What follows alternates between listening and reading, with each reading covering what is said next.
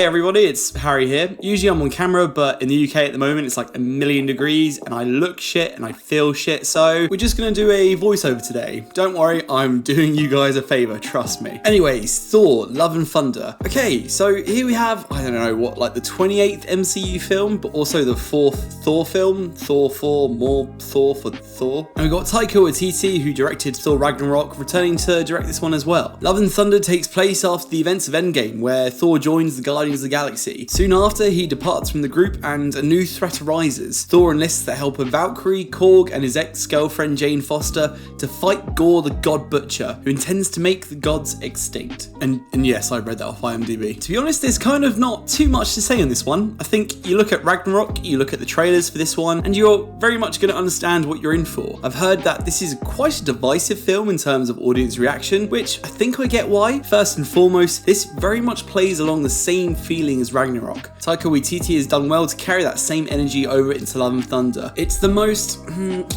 want to use the word silly of the MCU films out there. Not necessarily the funniest, and I suppose that will be subjective, but I think the divide amongst fans here may be where Ragnarok thrived on left field jokes out of nowhere and unconventional humour breaking the mould with familiar characters. They've always tried to double down on that here, which in one way is really funny. There's a lot of material here that gets me laughing, and this film is just bottom line a feel good comedy. But on the other hand, almost feels like it's just too much. There's just too many jokes. There's not much balance between humour and seriousness, to the point where some big emotional moments happen here in which you just feel like you're waiting for that joke to be interjected or something. Or at least that's how I felt. Which is a bit of a shame, because it then doesn't invest you as much into the reveals, the twists, the conclusions, and, well, the end of the film. You know, like how with Superbad or Grown Ups or any pure comedy, you're not necessarily focused on the story or the end point, but more the jokes in the middle. This felt like you were focusing on the latter. But putting that aside, there is some really great stuff here. Chris Hemsworth unsurprisingly nails his role as Thor here with great comedic timing. The character itself does feel like we've drifted entirely from any serious leadership like Thor that we may have had in the past, but it's great to watch nonetheless. Natalie Portman is back as Jane Foster and as the mighty Thor, and she's really great in this too. Never seen her in more humorous roles, and it worked well here. There's a nice mix of funny and endearing. Tessa Thompson as Valkyrie is great too, and very similar to her role in Ragnarok. Korg was fine, which surprises me a lot to say that, considering he was the spotlight for me in Ragnarok. I just felt like a lot of his stuff here didn't really land. Maybe the novelty of it wore off. He wasn't bad, but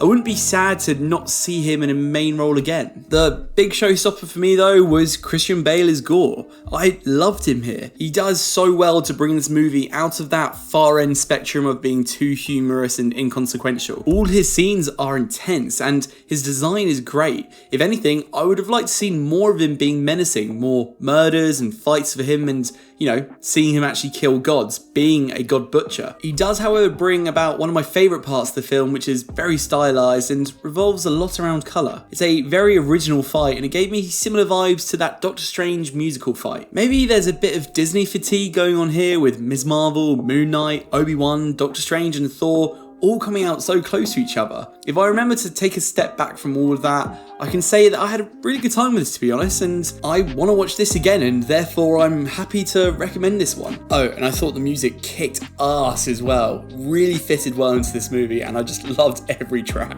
Right, okay, that's Thor Love and Thunder. Let me know if you've already seen it. It came out in cinemas last weekend. If you have seen it, I'd love to hear your thoughts down in the comments below. If you found this review helpful, please feel free to leave a like and subscribe. It always helps out. And as always, stay tuned for more reviews on movies, anime, and video games. Till next time, guys, take care. Bye-bye.